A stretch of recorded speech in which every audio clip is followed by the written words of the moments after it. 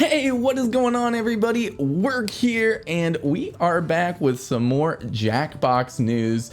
Today, we have a new bit of information coming from Stump's YouTube channel about the game Hypnotorious. Now, this is a game we learned a little bit about a few weeks ago, and it's a new social deduction game coming from Jackbox where everybody is part of a category, and you need to figure out who is not part of your category. The only difference in this versus a lot of those social deduction games is that the player who is the outlier in this game doesn't know that that is the case. So it's a social deduction game. Think Push the Button, where you're looking for the aliens. Think Among Us, where you're looking for the alien. You know, that kind of social deduction game. You're trying to find the odd one out, but in Hypnotorious, the players don't know if they're the odd one out. They all think they're part of the same group at the start, perhaps, and then as the game goes on, maybe you get to know based on the questions answered. But now we've got actual gameplay to look over. We've got some of it going on up here. So let's go over what I saw about Hypnotorious. And yeah, let's get right into it. So Hypnotorious has 2 rounds, unlike most Jackbox games which have 3. Hypnotorious only has 2 rounds. So in round 1, it seems like the players have the ability to decide what roll they get, and it seems like you get a re-roll here. So if you don't like what you get, you seem to be able to re-roll in the first round. But so the game is split up into multiple rounds. Once you select what roll you're going to be and decide if you want to re-roll or not, you need to start answering questions based on your role. So there's gonna be 3 questions in the first round, and after each question, players are then asked to decide where they think they belong. So you'll see 2 jars of brains, and players place themselves into one of those 2 jars, depending on what they think they are. Then after the question, players are given a little bit of a cryptic clue, is what it says on the screen. I'm not exactly sure what this cryptic clue does, but the players that are playing seem to get a lot of information from these clues, making a lot of decisions perhaps based on these clues. But like I said, we're not sure what those clues actually give them, but it does seem to be pretty helpful.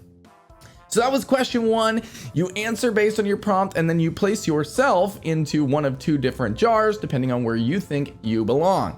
You then get a cryptic clue and go on to question 2, which works very similarly. You're going to be given a question which you need to answer based on your category, and it works fairly similar to the first question. And then after question 2, you place yourself into another jar. So this is you placing yourself into these jars. We're not up to the point yet where you're trying to decide who is the outlier. You're just deciding who you are at this point. Then after question 2, we get another cryptic clue, and we go on to the final question. In the final question, players are once again asked to place themselves into one of 2 jars. And then after all the questions are asked, players are tasked with finding out who that outlier is based on those previous questions. Now, remember that the outlier doesn't actually know they are the outlier, at least at the start. Perhaps by the final question, they have an idea, but they aren't given any specific information saying that they're the outlier. Now, because on Stump's channel, there was just 4 players, we only saw 2 categories. Perhaps that changes with more players, but there were just 2 jars and 2 categories here. And once we decide who the outlier is, each player then now gets to determine who they think that outlier was. And here's where we get to see the reveal of that outlier player. and they're gonna get some points, and we're gonna move on to round 2. So interesting there that round 1, it basically ends. You go through all the questions, and then it resets to a second round where you're now going to be finding out your category. Now, interestingly enough, in round 2, you don't have the ability to re-roll your category. Now, this is interesting because even players that did not use their reroll in round 1 are not able to use that reroll in round 2. So if you want to reroll, you have to do it in round 1, it seems like. But anyway, we're moving on over to round 2, and it works exactly the same as round 1. 3 questions are asked, and players need to place themselves into the jar depending on what they think they are.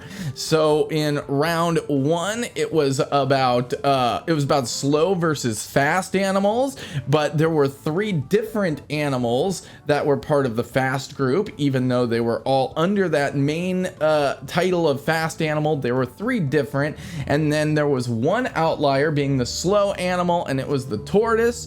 Now we're moving on to round 2, and it works very similarly. Players are given one of 2 categories, it seems like, higher up categories, and then there are little subdivisions within that, but it works basically the same as round 1. You get your questions, you place yourself in the jars, and then you move on, getting a cryptic clue between each question.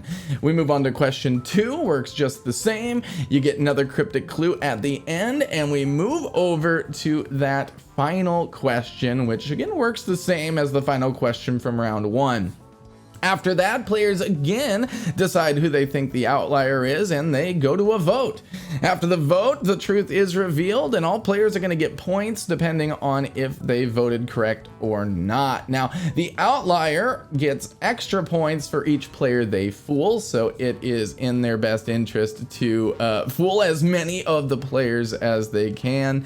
Yeah, that is what we know about Hypnotorious. We've seen some gameplay here. I really love that art style. It's that job art style that we've seen before. Great, really great art style there. But yeah, that is all the information we got from the gameplay. And there's a little bit more that I noticed. So there's 8 players maximum, it seems like, in this game.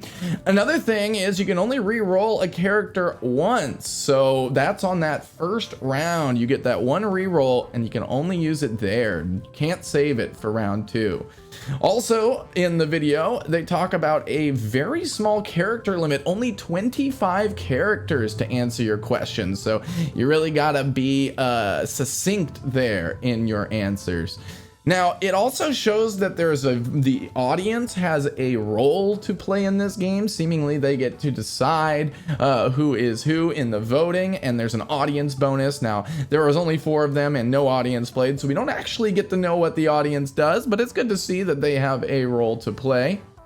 And yeah, if you don't, hey Kat, what's going on? This is Luna, everybody. She wants to join in. But if you don't remember the answers that the other players gave from the previous questions, it seems like you're allowed to actually click on them and open it up to see what they wrote for the previous questions in your round, which is interesting. So, but that's all the information we have from Hypnotorious.